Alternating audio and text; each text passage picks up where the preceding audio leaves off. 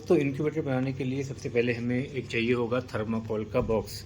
ये इस तरह का बॉक्स, ये आपको कहीं भी मछली वाले के पास मिल जाएगा। जो लोग मछली बेचते हैं उनके पास आपको ये ऐसा बॉक्स मिल जाएगा। 100 से 150 रुपये का बॉक्स मिलेगा ये। उसके बाद हमें चाहिए होता है, दूसरी चीज़ जो चाहिए हमें वो है टेम्परेचर कंट्रोलर। ये टेम्परेचर कंट्रोलर है, ये आपको ऑनलाइन मिल जाएगा।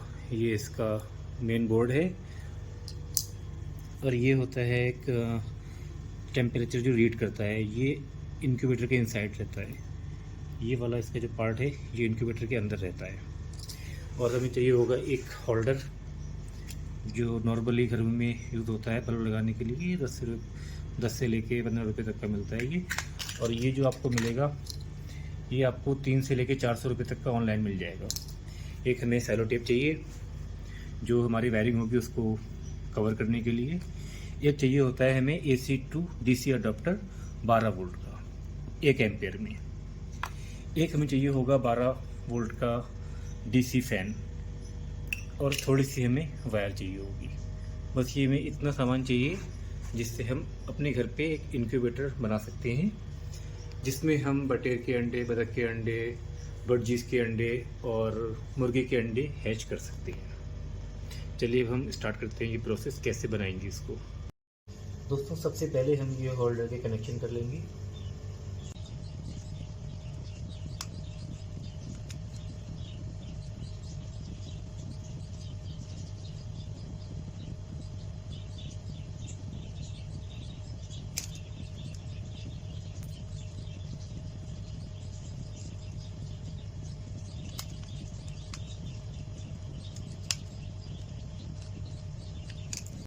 दोस्तों अब हम होल्डर को बॉक्स के एक कोने पे फिक्स करेंगे, बॉक्स की बेस से 4-5 इंच ऊंचाई पर।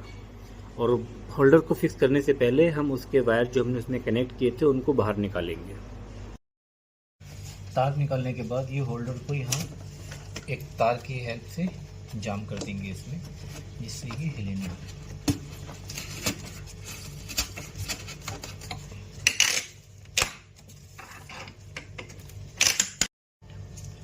दोस्तों होल्डर लगाने के बाद जो नेक्स्ट हमारा स्टेप है वो है फैन को लगाना।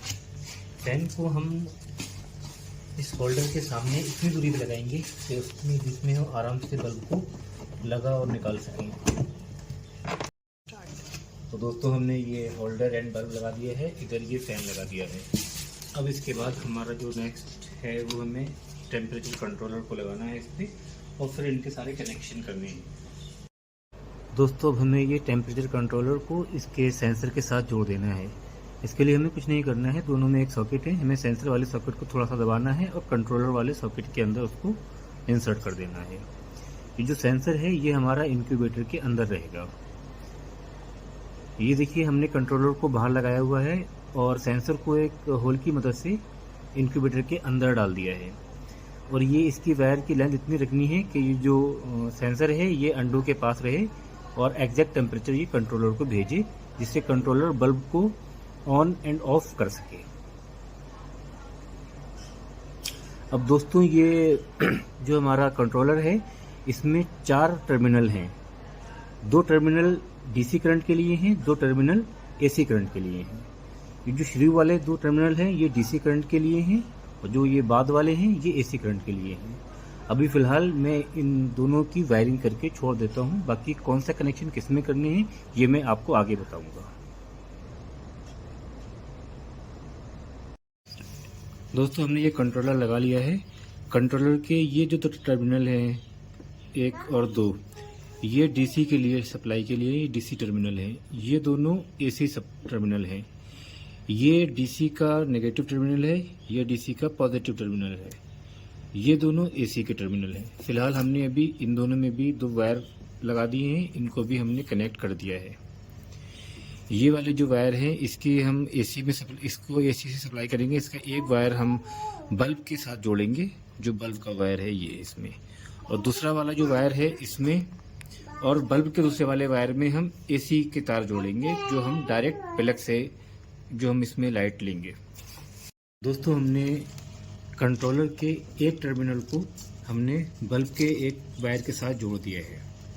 हमने दूसरे वाले इसके टर्मिनल को और फैन बल्ब के दूसरे वाले टर्मिनल को हमने ये दोनों को एक जगह जॉइंट एक तार से हमने कनेक्ट कर दिया है, जिससे हम डायरेक्ट 220 वोल्ट की सप्लाई लेंगे। इसमें आगे हम एक प्लग लगा लेंगे जो हमारा मेन सप्लाई आएगी जहाँ से। दोस्तों ये बहुत ध्यान से करना है।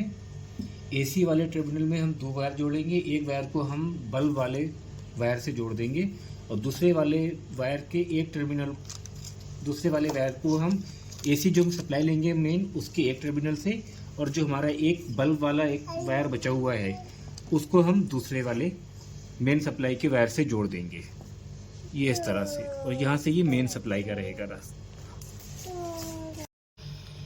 दोस्तों अब हम ये कंट्रोलर के नेगेटिव टर्मिनल जो डीसी वाले हैं, ये नेगेटिव टर्मिनल ब्लैक वाला वायर, इसको हम फैन के नेगेटिव टर्मिनल से जोड़ देंगे, क्योंकि ये फैन का ब्लैक है, ये भी नेगेटिव होगा। नेगेटिव को हमेशा ब्लैक कलर के वायर से ही शो किया जाता है, और इसका पॉजिटिव वाला इसके फैन के पॉजिटिव टर्मिनल से जोड़ देंगे, क्योंकि दोनों को ही 12 वोल्ट के अडॉप्टर से चलाना है, तो इसलिए हम दोनों के ये वायर आपस में जोड़ देंगे। याद रहे दोस्तों, कंट्रोलर के डीसी जो वायर हैं, दोनों डीसी टर्मिनल के दोनों जो वायर हैं, उसका नेगेटिव फैन के नेगेटिव से और उसका पॉजिटिव फैन के पॉजिटिव से जोड़ देना है। और इसके बाद इनको जोड़ने के बाद ये अडॉप्टर का पॉजिटिव इन दोनों के पॉजिटिव से और अडॉप्टर का नेगेटिव इन दोनों के नेगेटिव से जोड़ देना है। तो इनको जोड़ने के बाद इनको अच्छे से वायर पे टेपिंग कर देनी है, ताकि कोई भी कनेक्शन आपस में टच ना हो।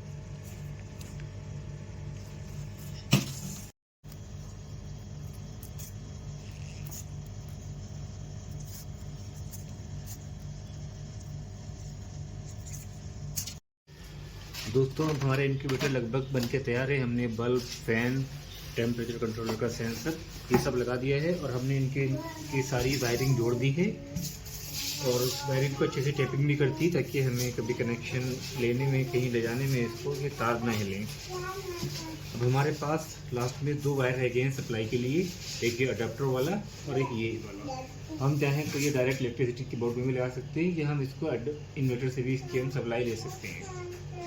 अब हमारा बस एक काम बाकी रह गया है, ये फैन जहाँ हमने बल्ब और फैन लगाया है, इसके सामने हमें 2 होल करने हैं नीचे की साइड,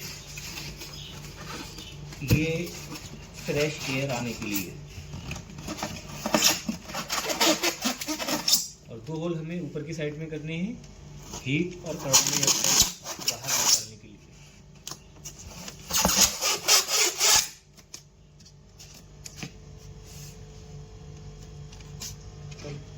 दोस्तों एक बात का ध्यान रखना है कि अंडों से बच्चे निकालने के लिए हमें बल्ब के नीचे एक बाउल में पानी रखना होगा, जो कि इनक्यूबेटर में ह्यूमिडिटी बनाए रखेगा, जो ज़रूरी है अंडों से बच्चे निकालने के लिए। अब हम इसको चेक करते हैं। गुड। अब देखिए दोस्तों, बल्ब भी जल रहा है, फैन भी चल रहा है, तो मतलब हमारा इनक्यूबेटर सही तरीके से काम कर रहा है। अब बस हमें एक चीज़ और चेक करनी है, हमें वो ये चेक करना है कि जो हमारा टेम्परेचर कंट्रोलर है वो सही से काम कर रहा है या नहीं। मतलब जिस टेम्परेचर पे हमने इसको सेट किया है 37 पे, उस पे ये ऑन ऑफ कर रहा है बल्ब को या नहीं कर रहा है। मतलब हम इसमें 5.5 डिग्री का मार्जिन रहता है, जिसे हमने 37 पे उसको सेट किया है, तो 37.5 पे जाएगा तो वो कट कर देगा, नीचे 37 पे आएगा तो वापस से बल्ब को ऑन कर देगा। बल्ब जल रहा है और टेम्परेचर अब हल्के हल्के बढ़ना स्टार्ट हो गया, अभी 35, अब 36.1। और हमें चेक करना है कि 37.5 से ऊपर जाते ही ये कट करता है या नहीं करता है। अगर ये कट कर देता है और लाइट बंद हो जाती है तो इसका मतलब हमारा इनक्यूबेटर सही बना है और हमारा टेम्परेचर कंट्रोलर भी सही काम कर रहा है। ये 35, गुड। देखिए ये 36 जैसे ही हुआ, 37.6 जैसे ही हुआ, इसने बल्ब को बंद कर दिया। ये देखिए दोस्तों, जैसे ये 37 पे आया तो ये वापस से बल्ब जल गया। तो दोस्तों हमारा इंक्यूबेटर बिल्कुल सही बना है। अब बस हमें अंडे लाने हैं और बच्चे निकालने हैं।